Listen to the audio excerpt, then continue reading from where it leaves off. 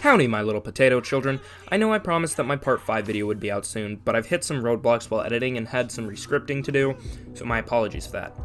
But I suppose you could consider this video a prequel to the next video. So instead, you're getting a completely different video. No, instead of reviewing part 5, I'm going to sit down and review the criticisms of part 5 levied by Deezus from Friends Without Benefits. Alright, look, I know that I could have just added this onto the JoJo video, but I actually talked to Dylan and he said it would probably be a better idea for me to just make a separate video, so I'm doing that. And if you're wondering, why are you prioritizing this one? Are you trying to get clicks? Are you trying to get views? No, I'm trying to maintain relevancy in this, because just recently in a live stream, Dylan was talking about how people are still adding in 3 weeks after the fact.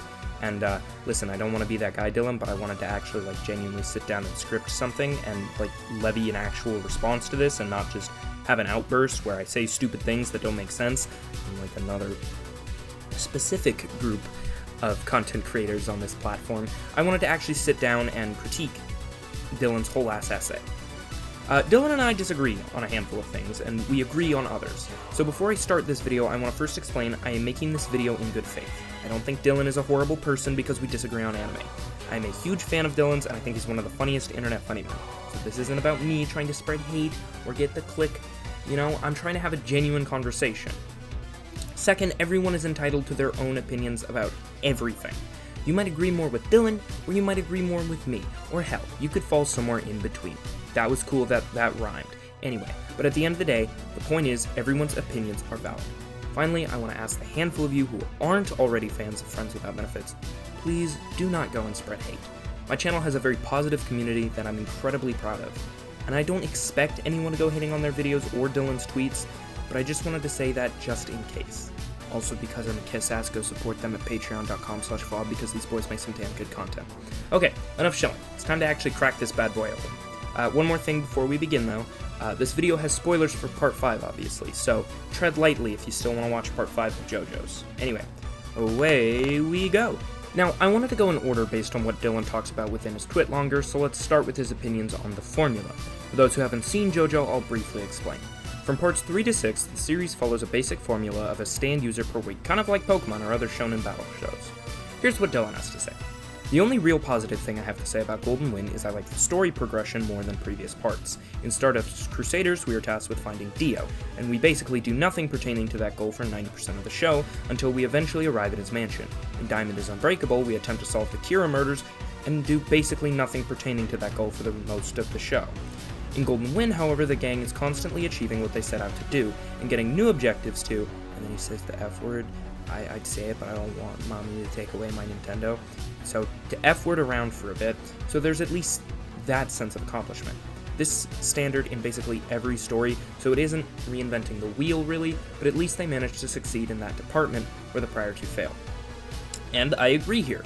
The formula is simple and yet it works. It keeps the ball rolling, which is a problem that plagues Stardust Crusaders especially strongly, but not as much Diamond is Unbreakable, which I'd like to get into, but this is about Golden Wind. Dylan is already off to a great start, and he's doing the smart thing by luring in the JoJo fans with his single piece of praise for the show. You're a crafty one, Dylan, I'll give you that. But Dylan also has some negative views of the formula as well. Dylan says here, the core difference that makes the structure of Pokemon different than the structure of JoJo is growth. The Charmander eventually becomes a Charizard. It is a slow process that is at least implied to be due to the trials and tribulations that Ash and his fiery friend have been through. That leads to this growth. Now with JoJo, after Giorno or Jotaro, whoever punches the... No, Ma, I didn't say that word, the internet funny man did.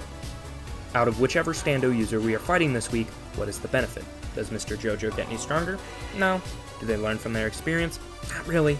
Does our character's worldview change after this encounter? No. Our characters at the start of the show and at the end of the show, that is, right before they get their final boss bailout powers, are exactly the same.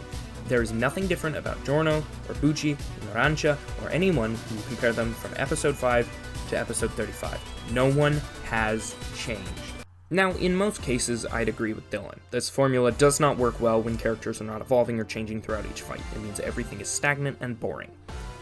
So then why do I have a problem with this statement? Well, that's kind of the whole point of part 5, at least in Giorno's case. Breaking my rule and skipping ahead a bit, Dylan says, I understand that Araki is trying to drill in the destiny is absolute theme with Rolling Stone so that Giorno can epically overcome fate at the end with a big hell no and it'll be totally awesome. Dylan misunderstands here. The theme of Part 5 is not destiny is absolute. Fate and destiny are major themes of JoJo as a whole, however the actual main theme of this part is resolve. Each character is supposed to show great resolve and inspire each other with their resolve. They don't change throughout these fights because they don't need to. Just by winning, they've already proven that they have the stronger resolve. Secondly, Dylan's point is just kind of incorrect. Trish Una, for example, is a character who changes after each altercation she's in, which, granted, isn't very many. From her first appearance to her final one, Trish is a very different person. In her introduction, Trish is shown to be a stuck-up, snooty, and bratty person. She looks down on Mista and the others and sees them as lesser than herself. But during the next major altercation she's in, namely the start of the Grateful Dead arc, we see her facade crack and we see her anxiety and nervousness about all of this. And why wouldn't a 15-year-old be nervous to travel with 6 male gangsters to deliver her to her father, who is the boss of said gang, all while being chased by a group of elite assassins who all wield abilities she cannot see? Then at the end of that arc, the facade shatters, as she starts screaming outside the train and somewhat manifests her stand. At this point, she's no longer acting like a stuck-up brat, but she still doesn't trust the crew. Then, when she's about to be delivered to her father and shows visible signs of her anxieties about meeting the man, and begrudgingly lets down her walls for Bruno, who shows her compassion by offering to hold her hand and being support for her. She then sees Bruno as this person who's willing to die for her, and she begins to see the iron resolve of the Bucci gang. Then she's further moved when she sees just how many of these dumbasses, no, I didn't say a swear word, ma, are willing to put their lives on the line for her, especially Narancia, who finally shows some resolve to actually make something of his otherwise somewhat meaningless existence as a gangster. Again, back to that theme of resolve. Then she finally develops a stand of her own during the Notorious B.I.G. arc, and also develops her own resolve to see the battle through. She stops acting like she's above everyone else and joins them as a fellow stand user, which is further exemplified in her use of Bruno's Arrivederci, showing she's officially joined the Bucci gang. And to wrap this up, before I go on too long about the most underutilized character in the show, during the final arc of the show, we see some of her prejudices come back under the stress of the situation, though mostly for comedic effect. But by the end of the show, she's come to accept the member she considers the grossest, Mista, and is laughing along with him. Wow, that was a lot. So clearly I've illustrated my point. Dylan is incorrect in saying that no one has changed, as I just went on a long-winded rant about it. You only talked about one character, that's not good enough. Fine, then let's talk about Abbacchio. But I'll keep this one much more brief and to the point. Abbacchio starts out skeptical of the newbie Giorno. He then hates him for showing his resolve to drink Abbacchio's piss. Ooh, kinky. He then hates Giorno even more because he reminds him of himself when he was a cop, being so reckless and risky, but notes Giorno's resolve in this moment. Then he's irritated with himself for starting to get attached to Giorno because of his PTSD. And I don't see enough people talking about how Abbacchio isn't very close with other members of the gang, only joining them in their violent outbursts. He doesn't have a very strong relationships with anyone in the gang because he doesn't want to let someone in and then have them die like his former partner did. But by Sardinia, we see this all change. Something held consistent throughout Abbacchio's character arc is how he can't see things through to the end. He doesn't have enough resolve, and he bails out. But in this arc, Abbacchio finally shows his resolve by carrying out his single task, finding the identity of the boss, even if it costs him his life. And he also allows himself to care for Giorno, and that's why Giorno leaves him a flowery grave. It's a form of symbolism. Okay, 2 characters, is that enough? No, that's not good enough. Alright, I guess it's time for a lightning round. Okay, then what about Bruno? He starts off with little resolve until meeting Giorno, who fills him with the resolve he needs to get their plan of overthrowing the boss off the ground. Then again, he shows his immense resolve when he refuses to die while finding the boss. Then again, he shows his resolve when going to the point to destroy his already decaying body in the Sekko fight. And then he shows his resolve when he willingly sacrifices himself so that Chariot Requiem can be beaten. And let's talk about the fact that Bruno doesn't have a consistent sense of resolve, and that's an important character flaw within him. For example, when Trish is about to be murdered by Diavolo, he jumps in way too quickly to try and kill Diavolo, trying to skip ahead to the results without showing the resolve and taking the steps needed, which is why he ultimately fails. Bam! Fugo. Now, Dylan complained about how Fugo was never reused like Araki wanted to in one of the most recent FWAB streams, and while yes, I agree that is dumb, it actually still leaves an interesting arc, showing someone who even Giorno could not inspire great enough resolve in, proving that Giorno is not this end-all be-all character who's able to do whatever he wants. Not everyone was inspired by Giorno, and Fugo is a perfect example of this, which then leads into Purple Haze feedback, which Dylan said he doesn't consider canon at this point because it hasn't been animated, or at least he doesn't consider it when talking about the part because it wasn't animated, and we never got to see it, which I agree is stupid. Purple Haze feedback should have been animated. #animate purple feedback. Narancia time. Narancia has very little growth, but we do get to watch him go from the annoying little brother type character to one who actually shows empathy for others after his past experiences left him hurt. But then he comes around and shows his resolve to overcome his emotional pain and show empathy for Trish and also for Giorno in Narancia's final moments. I've always seen the tears Giorno cries when he re-enters his own body not to be his own, but Narancia's both crying because he is afraid, but also crying because he at least died with an open heart near the people he cared about, and he finally began to understand that people do care about him, and it's not worth it to be emotionally walled off. Mista!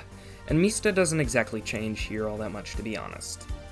He's the same reckless guy he always was, and that's okay in my opinion, because he's the comic relief character. It's not his job to be this, deep, emotional character. He doesn't really go through all that much throughout the part, he just kind of shoots stuff, and that's okay, because again, he's comic relief. Although he does show his resolve very early on in his introduction, that's about it. And that's okay. That's all that matters, is that he showed resolve and is continuing to have his resolve further pushed by Giorno. Now, Giorno doesn't change either, but that's kind of the point. He's supposed to serve as a catalyst for the others, inspiring them to show the resolve that he shows. The resolve he was shown from the gangster whose life he saved as a child. The catalyst for Giorno. Now, much like how Part 4 wasn't all about Josuke, Part 5 isn't all about Giorno. In fact, Giorno is supposed to take a back seat, at least in terms of development story-wise. It's an ensemble cast. The whole main character dynamic isn't there. Part 5 already has a deuteragonist in Bucciarati, and now we see that it's more of an ensemble cast anyway. Giorno's job isn't to be this forefront character, but to heal other people and to show them the light of humanity. Because that's one of JoJo's other main themes. Araki has said many times that JoJo is his ode to humanity. And part of that is that golden spirit of life and importance and the brilliance of humanity, and Giorno is supposed to be a representation of that life and light and a catalyst to bring these broken people together and to heal them. Giorno is not the central focus of this part, and that's okay. That's why his stand is so grossly overpowered, which I'll get into. It's because it's supposed to represent human spirit and determination. That's why Giorno is the healer. That's his role. Why he creates life. It's because he is supposed to represent the golden spirit. The golden wind, if you will. Hopefully I've made my point by now. Dylan is just flat out wrong when he says no one has changed, and even though he is kind of right when it comes to Giorno and Mista, it's still not a fair point because that's kind of the point of these characters. There's still actually a surprising amount of growth here. It's just not as obvious as how Goku gets a new Blam move. And that kind of growth doesn't even need to be there, because the point of the characters is that they need to stay steadfast in their resolve, and that's how they win. Dear God, take a shot every time I say resolve in this video. You'll have alcohol poisoning in like 3 minutes. Now, Dylan also takes issue with the fights, and I don't actually have a lot to say here because this comes down to personal preference. Dylan says, in JoJo's, the encounters are usually more of a mental battle as opposed to a physical one. How can we outsmart this new bad guy given the tools at our disposal? There is no Super Saiyan to bail us out. We can't just make the Rasengan bigger to defeat this foe. No, we have to put our thinking caps and noodle dance our way out of each and every jam. Sounds good in theory, I'm all aboard. The major difference between these two approaches is that the outsmart your opponent approach will have much less action involved. Not a bad thing. I love Death Note, and the story is all about outthinking your opponent, so an overwhelming bulk of the show is just talking about what's in front of us. This goes against the grain of your typical battle shonen, but that isn't a bad thing. It's just different. Now, I'm all on board here, because I agree. There are a few exceptions to the whole no power-up to bail us out option, but other than that, it's true. That's what makes stands the most balanced power system in all of anime. There's no way to power scale too far up, because given the right conditions, any stand could be considered overpowered. A rat beat Jotaro, who beat Dio, who is one of the most threatening forces in the entire series. Does this mean a rat is stronger than Dio? No, it just means given the proper conditions, a rat could be considered stronger than Dio. And that's the whole point of stand battles. Given proper prep time and conditioning, a stand can be considered invincible. And then Dylan says a little later on, I often found that the solutions to each mystery of each stand battle were incredibly contrived. The climax to Mista vs. White Album, Mista keeps shooting himself due to Math God White Album and his power to redirect Mista bullets directly into himself. So what do? Brute force it, just keep shooting. Even though we will drill ourselves 40 times, it'll be worth it. We have no other option. Wait, that didn't work. I sure hope Giorno shows up and Muda Muda's him and then also heals him. And again, I think this comes down to personal preference within the fights. But even then, there is a clear reason that Mista kept shooting at Gyakko even when it's shown ineffective, and it's because of our word of the day. Say it with me, folks. Resolve. Mista knows that Narancia, Bruno, Abbacchio, and Trish are safe, so they can still carry out the mission if need be. Mista is willing to die to stop Gyakko to show his resolve, and which Giorno even directly says before he goes sicko mode on Gyakko. There are a few other fights he mentions that I don't really need to get into, as they're more of a personal preference thing like I said. He thinks that the use of ice cubes is incredibly contrived during the Grateful Dead arc. I disagree, but let's just agree to disagree. Where I can agree is in his discussion of the overall overpowered nature of Gold Experience.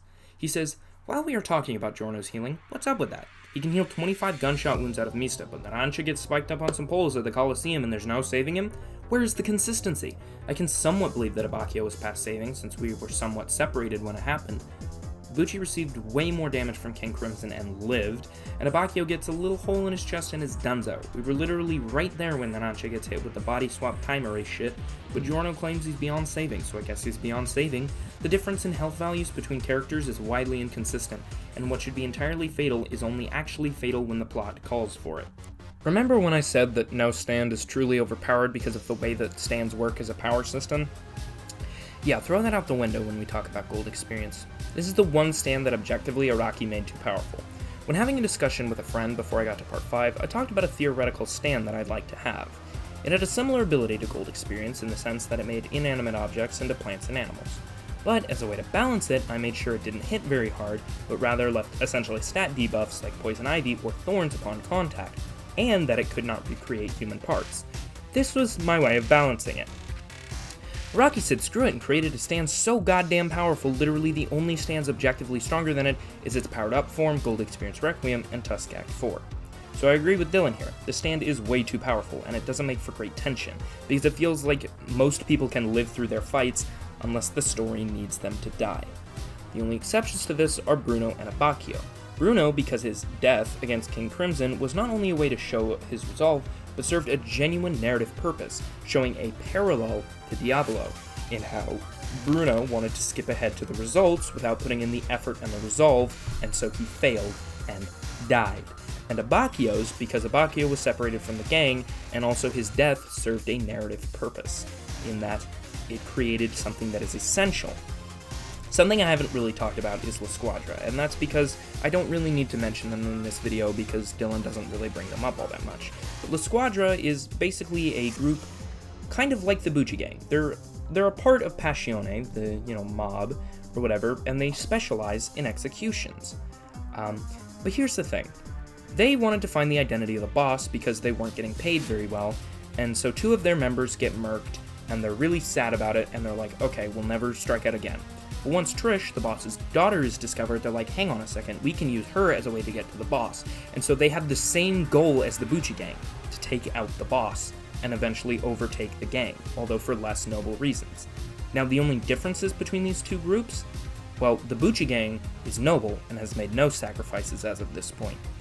And La Squadra is doing things for less noble reasons, but has made plenty of sacrifices to get where they are, to prove they are truly just. Abbacchio is the first sacrifice that the Bucci Gang has to make to rise themselves above La Squadra, to prove to fate, to destiny, to whatever the hell you want to call it, that they are righteous enough and deserve to take out King Crimson and Diavolo. But Narancia's death was just kind of there to be shock value and continue to show that they need to make sacrifices and to continue to show that Diavolo is a crafty person and, to raise tension. Now, the thing that makes me the saddest about all this lack of tension is that Araki already kind of made a somewhat superpowered stand that could heal its allies, Crazy Diamond, but somehow he managed to make Part 4 the most suspenseful part, despite the fact it has the lowest death count. This proves all it takes is a little bit of nerfing and suddenly things can get a little more intense. I'll talk about this a little more in my JoJo Part 5 review. Basically, my point is, the reason that Crazy Diamond and its insane healing abilities work is because Araki gave it some clear, defined endings. It gave it a clear set in power system in where it can work. It can't heal Josuke, meaning when Josuke is targeted by a villain, we now fear for everyone because if Josuke goes down, then everyone can go down because they don't have a healer anymore. That balances Crazy Diamond. So I won't repeat anything I've already brought up, like character arcs or anything like that, but what I will mention is Dylan taking issue with character motivations. As he put it, what are the motives of Mista, Arancha, Trish? It's straightforward enough most of the time. Why gotta go get the thingy for the boss? We gotta save Trish. We gotta discover who Diavolo is. Fine. But why did the characters want this? Giorno wants to rid the street of drugs for the kids, which is fine, albeit cliche. I'll get into that. But what about everyone else? Trish wants to avoid being murdered, so that is motivation enough. What is the end goal for our side characters? Does their vision align with Giorno's? Do they want the same things? I guess so, since they stuck with him and Fugo said peace. Point being, many characters seem to march forward solely for the purpose of fighting the next bad guy, and not really for any personal reasons. Now, I'd say that this argument is kind of half right. None of the characters have their own individual motivations, but rather a collective motivation to follow Bruno, and to a further extent, Giorno, because they owe Bruno their lives. They stay with Bucciarati and Giorno, with the exception of Fugo, because Giorno has impressed them with his resolve and inspired them to continue the fight. And as Dylan alludes to, Trish doesn't want to be murdered by her father, but she also wants revenge on her father for trying to murder her in the first place, and like every other member of the Bucci gang, has been inspired by Giorno. If you want to say, well, everyone has the same motivations, that's boring, that'd be a fair argument. But they do have motivations, even if they're all the same, which again is the point. Araki is trying to drive home the point of just how much of a catalyst Giorno is for them, inspiring them to go on these deadly missions, even when all logic says they shouldn't, and propelling them further is what they owe to Bruno for giving them purpose again. We track him down and get the arrow, but it's just so gosh darn slippery. We spew some cliche nonsense that the arrow must deem you worthy, which is why Giorno can use it, but Diavolo cannot. The arrow is sentient, I suppose. Just turn off the brain, bro. Also, GER doesn't walk around on its own like Chariot Requiem, but I guess that's because of Giorno's willpower? Something? I don't know, says Dylan. First of all, the arrow is not slippery because it doesn't deem people worthy. It's not how it works, or at least not entirely. The arrow is slippery because A, Chariot Requiem's final order was to protect the arrow, and so it tries to prevent anyone from getting it because it was formed with Polnareff's resolve to keep the arrow out of Diavolo's hands, and B, because Bruno sacrificed himself to put Diavolo back in his own body, so Diavolo couldn't get a good enough hold on the arrow. Now, as for why the arrow doesn't deem you worthy, that has to do with the central theme, resolve, and how Diavolo plays into that. Now, I was going to save this until Dylan complained about King Crimson, but I'll bring that up here as well. First, Dylan says, King Crimson makes no sense. I understand entirely how the ability is intended to function, but in application, it makes Diavolo seem like a 50 IQ brainlet, and not the boss of this controlling criminal organization. And then he later says, we have King Crimson, who knows what is going to happen always. Is there a cooldown on this? Can he immediately change his actions right after he uses it the first time? He picks and chooses when it's time for King Crimson to activate, which is strange to me. Seems like nothing bad could ever in a million years happen to this guy, because even if it does, he just changes it. Diavolo is a brainlet, because he's essentially a child. The whole point of King Crimson is that Diavolo uses it to get to the end results without having to put in the work or the resolve. That's its ability. So in a sense, Diavolo is a child and a brainlet because he doesn't want to do the work required to achieve his goal. As for King Crimson's seeming invincible ability, that's kind of the point. King Crimson is supposed to be invincible. That's why Diavolo became leader of the Mafia. Fate dealt him a lucky hand and he used it to his advantage. Diavolo is supposed to be unstoppable, and because Fate gave him King Crimson, he feels that Fate is on his side. So then why wouldn't the arrow allow him to use it? Well, it's not sentient in the way Dylan is implying. It's heavily implied throughout JoJo that the arrows have a parasite on them, and that parasite is from the same planet as Part 4's Mikitaka, and that is how people are given stands. So the arrow isn't sentient, but the parasites would be. This is one of two ways to look at how the Requiem arrow works. But there is another route we can go down when discussing the arrow, and the whole theme of resolve plays into this further. Think about which characters get Requiem stands, Giorno and Polnareff. Now in each situation, how does their resolve shape the forms of their Requiems? Well, for Polnareff, because his goal was to keep the arrow away from Diavolo, Chariot Requiem became an automatic stand, much like Black Sabbath, to protect the arrow. And for Giorno and Gold Experience Requiem, it was formed out of Giorno's unyielding resolve to destroy Diavolo, and so his stand evolved to accommodate that, and his goal to keep the arrow away from Diavolo, which is why Trish says that GER has taken the power of the arrow for itself. That is why it's not automatic like Chariot Requiem. Diavolo doesn't get to use the arrow because he doesn't have the resolve to get what he wants, but he just desires the end's results, and that is why Diavolo cannot use the arrow. Speaking of Gold Experience Requiem, here's what Dylan has to say. King Crimson casts Time Erase, and GER just casts Dispel? Are you kidding me? How incredibly lame is that? And then we just Muda him immediately, and our other cool ability where we endlessly death loop the bad guy for eternity. What a terrible conclusion. There was no battle of wits, there was no test of strength, there was no outplay. Destiny itself, Motif, deemed Giorno worthy of being able to beat King Crimson, and delivers him the ability to simply cancel out Crimson's ability. Giorno gets bailed out by the Cosmos, and there's no climactic fight or struggle or anything. Boom. Over. Now, I've already explained why Giorno wasn't chosen by the Cosmos, and as for Dylan's opinion on GER's ability, I just flat out disagree. Much like with the fights, I think this comes down to personal preference. I ultimately think it's a really cool ability that's due yet again to the theme of resolve. Giorno is only able to beat Diavolo because Giorno simply had more resolve. Just like every other fight in this part, the person with more resolve is the one who's won. That's why there was no battle. It's because the battle has been going on since the moment this part started. It's always been about the resolve of Giorno and the Bucci gang versus the resolve of the boss. That's why Risotto would have won against Diavolo and Doppio, because he had more resolve, but the boss was given yet another lucky break, and that's why Risotto died and the boss lived. Risotto technically won that battle, so this whole thing where Diavolo would lose because of his lacking resolve has been foreshadowed since the Risotto fight, and again, more subtly implied since his reveal at the halfway point. And even further, Dylan misses the whole point of the Chariot Requiem arc. The entire arc was the final battle. It was one last attempt from the Bucci gang to prove that their resolve was greater than Diavolo's and to obtain the arrow. And they ultimately did, by doing the one thing Diavolo would not do, make a sacrifice. Bruno made the ultimate sacrifice by destroying the last of his life force in order to show the resolve of the Bucci gang. This was the final battle, and GER and Diavolo's infinite deaths is the payoff. Think of it as the same as the road roller scene from part 3, the end of the final battle. I don't have much to say here. I won't quote Dylan, but basically he complains about how Sleeping Slaves is at the end of the part and it would have made more sense to be at the beginning. And I agree. Sleeping Slaves was placed poorly, which it didn't have to be. We know as an audience that Araki doesn't exactly plan out each part of JoJo. He just kinda wings it, and that's why Sleeping Slaves was the epilogue in the manga. However, David Productions could have easily placed it much earlier, and I'm not really sure why they didn't. Okay. So to round this off, I think I've provided some fair counterpoints to Dylan's criticism, but hey, I encourage you to keep the discussion going. Absolutely bring up issues with my points, and show me some counterpoints. Anyway, it's like 4 a.m. and I'm really tired, so I'll round this out with my usual shtick. Drink lots of water, and have yourselves a damn good one. Whoo boy, folks. This one's been a long time coming, huh? Well, it's finally here, in upload. Sorry it took me a little while.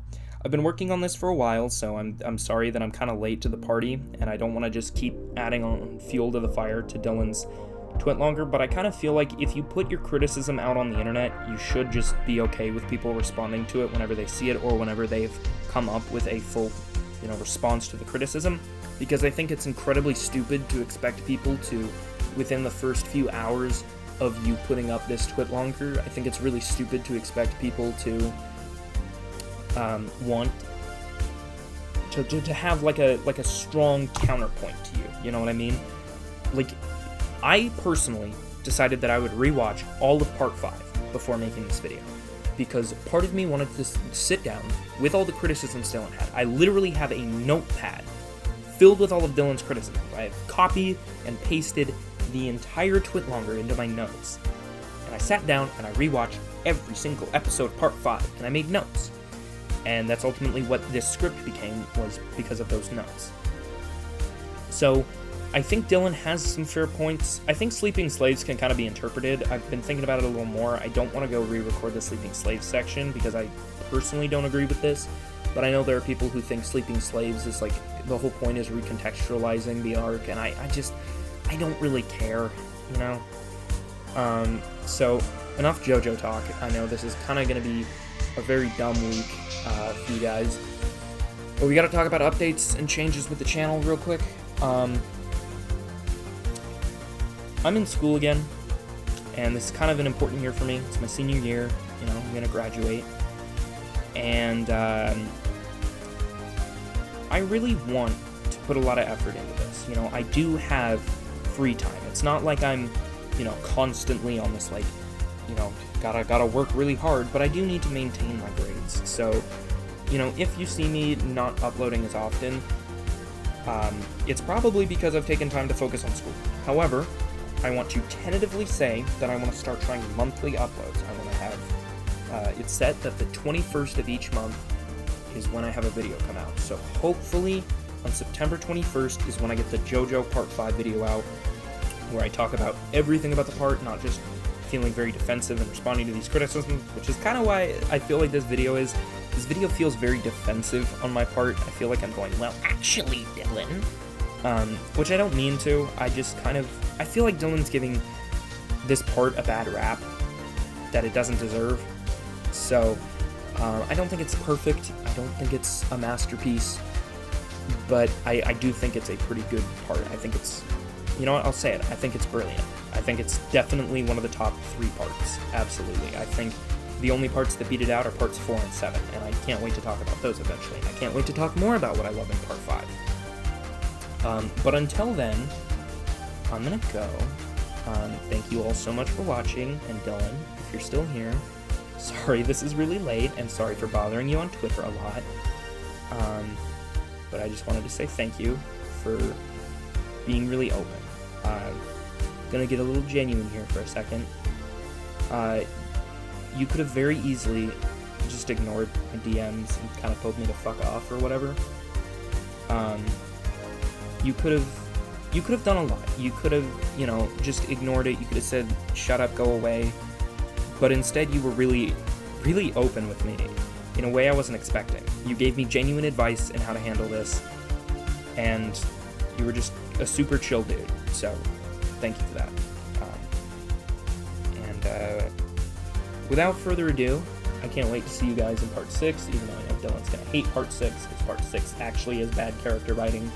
But I hope he likes part 7, because that one's pretty good. Alright, I'll see you later, folks. As I already said, drink your damn water, and have yourselves a damn good one.